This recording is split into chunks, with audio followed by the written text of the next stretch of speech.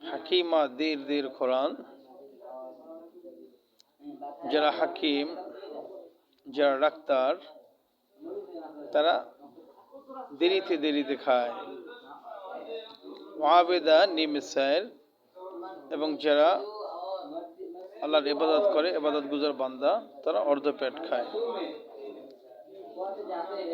ওয়াজাহেদা সদ্রমুখ, এবং যারা দুনিয়া থেকে তারা এতটুকু খায়, এই পরিমাণ খায় যার দ্বারা জীবনটা বেঁচে থাকে।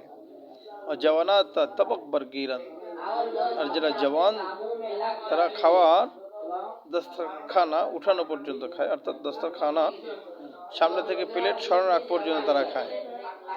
অপিরা তা এরক বকনান, এবং বৃদ্ধরা ঘাম বের হওয়া পর্যন্ত খায়, ঘামে ঘামে ঘরমুক্ত হওয়া পর্যন্ত খায়। আম্মা কালান্দানা চন্দা বখারান, আর যারা পেটুক তারা এই পরিমাণ খায় কে দরমিয়াদা যায় নফস নমানত, পেটের মধ্যে শ্বাস নেওয়ার জায়গা তাদের অবশিষ্ট থাকে না। আবার সোফরায় রুজিয়ে কাস, এবং প্লেটে দস্তরখানে অন্য কারো খাবার আর অবশিষ্ট থাকে না, অর্থাৎ তারা একারাই সাবার করে দেয়।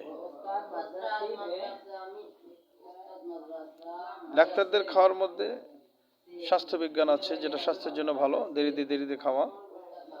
আর যারা আবেদ তারা অর্ধেক পেট খান, কারণ যারা অর্ধেক পেট খায় তাদের ফজরের নামাজে ডিস্টার্ব হয় না, কারণ অর্ধেক পেট খাওয়ার দ্বারা অর্ধরাত যাওয়ার পরে তাদের ক্ষুদে লাগে, ঘুম ভেঙে যায়, তারা তাহাজ্জুদ পড়তে পারে, ফজরের নামাজ পড়তে পারে।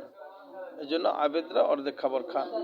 আর যারা জাহেদ তারা এই পরিমাণ খান যে জীবনটা বেঁচে থাকে। আর যুবকরা খান প্লেটে যতক্ষণ থাকে ততক্ষণ পর্যন্ত, আর বুড়ারা ঘাম বের হওয়া পর্যন্ত খান। এখানে সবটা দ্বারাই উদ্দেশ্য হলো যে আল্লামা সাদি রহমতুল্লাহ বেশি খাওয়ার নিন্দা করার জন্য উনি কথাগুলো বলেছেন।